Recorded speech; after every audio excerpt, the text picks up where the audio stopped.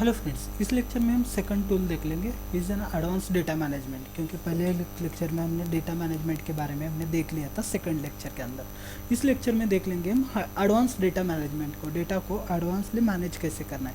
तो data management करने के लिए सेकंड टूल जो हम यूज़ करते हैं जैसे एसक्यूएल। जैसे कि पहले लेक्चर में हमने यूज़ किया पाइथन का, जो कि प्रोग्रामिंग के लिए डेटा का विजुअलाइजेशन करना है, डेटा को एनालिसिस करना है।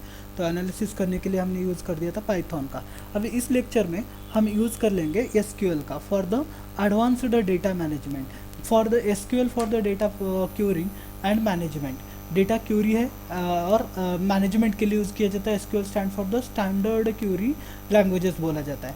Is an standard language for the managing and querying the relational database. It is an enable the users to interact with the data stored in the structured format. आपको data को क्या करना है, structured format के अंदर store करना है। तो डेटा को स्ट्रक्चर फॉर्मेट में स्टोर करने के लिए यूज़ किया जाता है आपका डेटा मैनेजमेंट का। ओके, तो पहले बेसिक एसक्यूएल क्यूरीज क्या है आपकी। तो बेसिक ऑफ द एसक्यूएल को बोला जाता है general data relatively data retrieval. Means data को, डेटाबेस को क्या करना है, डेटाबेस को सेलेक्ट करना है, या फिर डेटाबेस के अंदर के जो भी टेबल्स है उस टेबल को सेलेक्ट करना है। तो उसके लिए क्यूरी यूज़ किया जाता है select and table name.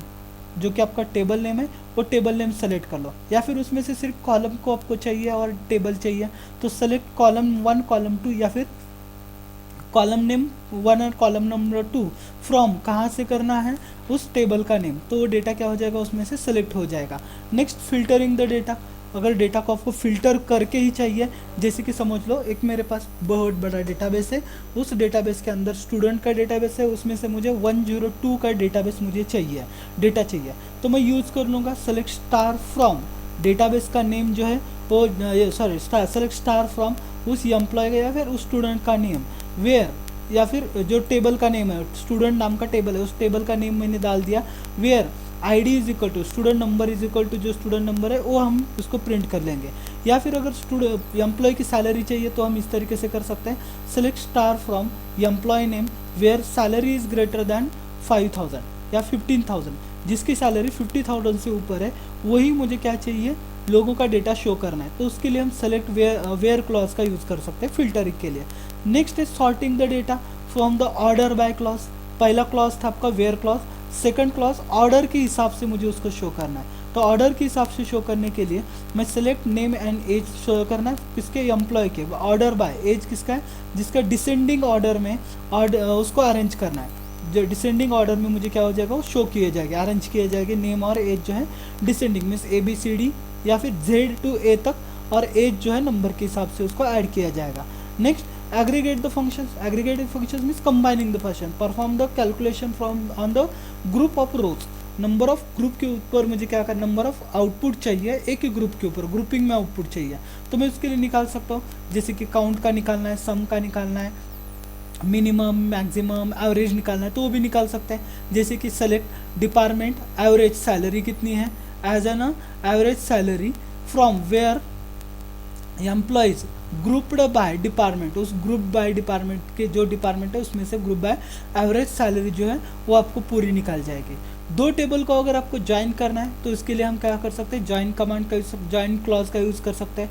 Combining the data from the multiple table using the relationship के साथ मुझे क्या करना है, यूज़ करना है। तो हम यूज़ कर लेंगे select E dot name means employ dot name, department उसका डिपार्टमेंट नेम क्या है वो हमें क्या करना है, ज्वाइन करना है। कहाँ पे ज्वाइन करना है, employ from employees E in inner join करना है डिपार्टमेंट डी के साथ, on E dot department ID is equal to department ID के साथ वो क्या हो जाएगा, ज्वाइन हो जाएगा। मीन्स डिपार्टमेंट और नेम और एम्प्लॉय नेम के अंदर वो ज्वाइन किया जाएगा, इज यानी इनर ज्वाइन बोला जाएगा।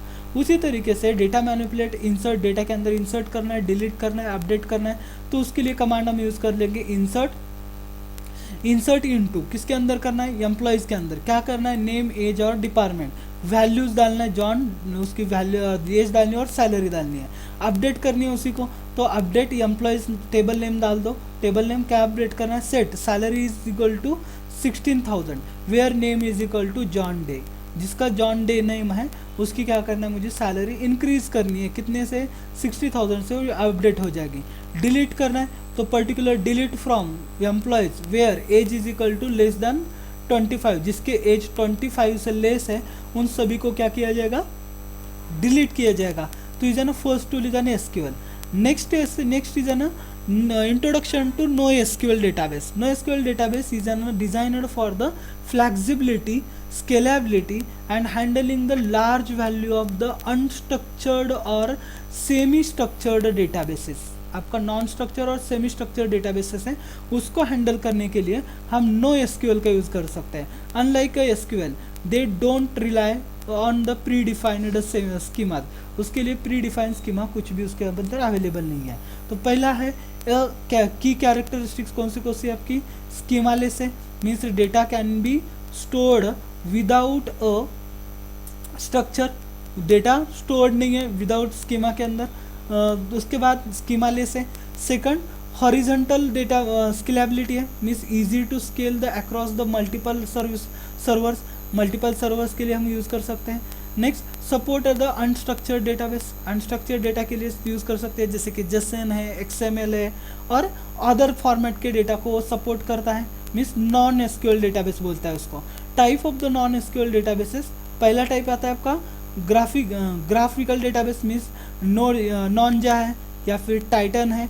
बाद में की वैल्यूज डेटाबेस कौन से अमेजोन है, उसके बाद आपका एस्कार्ड है, इजी माइंड है, उसके बाद आपके ओरेकल है, उसके बाद आपका कॉलम डेटाबेस के अंदर हैबर आता है, गूगल आता है। उसके बाद आता है आपका डॉक्यूमेंट डेटाबेसेस के अंदर आपको जो भी कैच फाइल्स है, कैच डेटाबेस होगा, मोंगोडीबी डेटाबेसेस है। तो ये डेटाबेस नॉन स्ट्रक्चर्ड लैंग्वेजेस में आता है, इसको और देना जो कि स्ट्रक्चर में नहीं है, तो ये डेटाबेसेस हम भी उसको यूज़ करके ले सकते हैं। नेक्स्ट NoSQL मीन्स की प्लस वैल्यू, की वैल्यू, उसके कॉलम में कॉलम फैमिली इस तरीके से रहेगी, ग्राफिक्स में आपको इस तरीके से ऐड किया जाएगा डॉक्यूमेंट के अंदर। पहला है डॉक्यूमेंट स्टोर, डॉक्यूमेंट स्टोर में क्या किया जाएगा, store the data in the document typically in a JSON और the BSON format, means for example MongoDB है, CatchDB है, एग्जाम्पल जैसे कि क्यूरी इन MongoDB, अगर क्यूरी करना है तो db.collection.find, क्या फाइंड करना है, एज कोलन, जिसका एज इज ग्रेटर दैन 25 है, वो मुझे फाइंड आउट करने, तो ये क्यूरी हम उसके अंदर फाइंड आउट करते हैं। उसी के साथ की वैल्यू स्टोर करना है, तो की वैल्यू स्टोर करने के लिए हम यूज़ करते हैं रेडियस, जैसे कि डायनामिक DB है, क्यूरी इन रेडियस, सेट की इज इक्वल टू यूज़ करने से की 1 इन डबल कोटेशन वैल्यू 1 और गेट की 1 उसको अप्लाई करना है। तो इसे ना की वैल्यू स्टोर करते हैं। कॉलम ओरिएंटेड में करना है तो data stored in the columns rather than the row 7 के अंदर उसको ऐड करना है। एग्जाम्पल्स केजर्ड या फिर HBase डेटाबेस है, उसके अंदर हम स्टोर करते हैं। Next graphical database, designed for the relationship focused the data, relationship को आपको उसको डिज़ाइन करना है और उसके ऊपर आपको क्या करना है, फोकस करना है। तो उसके लिए Neo4j यूज़ कर सकते हैं या फिर Orient DB का हम यूज़ करके ले सकते हैं उसके ऊपर।